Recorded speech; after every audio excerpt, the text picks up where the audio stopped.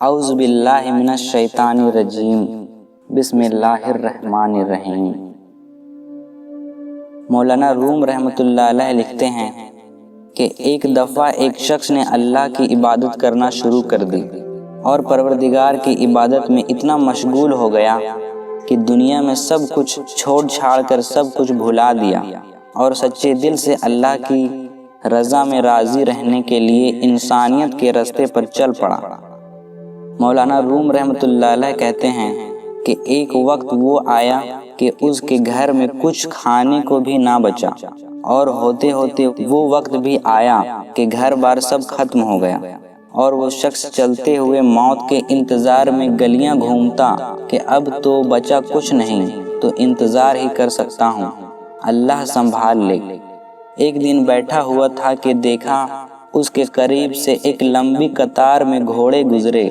ان گھوڑوں کی سیٹ سونے اور چاندی سے بنی ہوئی تھی اور ان کی پیٹوں پر سونے کے کپڑے پہنے ہوئے تھے۔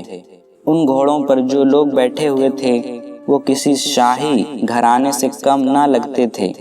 ان کے سروں پر سونے کی ٹوپیاں تھیں اور ایسے معلوم ہو رہا تھا کہ کوئی بادشاہ جا رہا ہو۔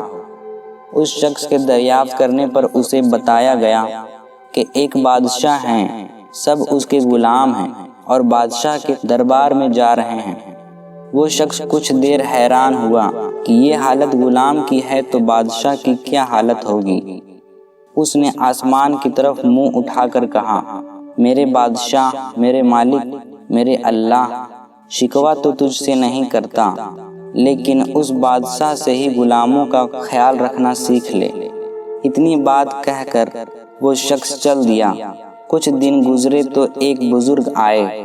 وہ اس کا بازو پکڑ کر اسے ایک جگہ لے گئے جہاں وہی غلام، وہی گھوڑے تھے، اور دیکھا کیا کہ کسی گھوڑے کی ٹانگ کٹی ہوئی ہے، کسی غلام کا دھڑ گھوڑے کے پشت پر پڑا ہوا ہے، کسی غلام کے ہاتھ کٹے ہوئے ہیں، کسی غلام کے سر سے خون نکل رہا ہے، کوئی گھوڑے کو زخمی حالت میں واپس لے کر جا رہا ہے۔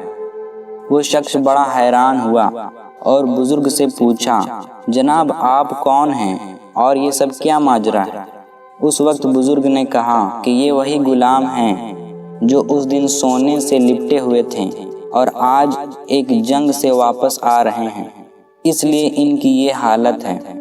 مجھے خواب میں بس اتنا کہا گیا ہے کہ اس سے کہنا بادشاہوں کے لیے قربانیاں دینا بھی ان غلاموں سے سیکھ لے۔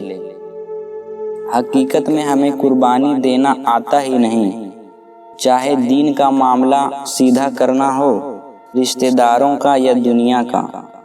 جس دن ہم قربانی دینا سیکھ لیں گے، دین کے لیے، اپنوں کے لیے اور دنیا کے لیے، اس پر توکل کرنا سیکھ لیں گے، اس دن شہنشاہ اللہ رب العزت ہمیں ایسی بادشاہت عطا فرمائے گا جو کبھی ختم نہ ہو۔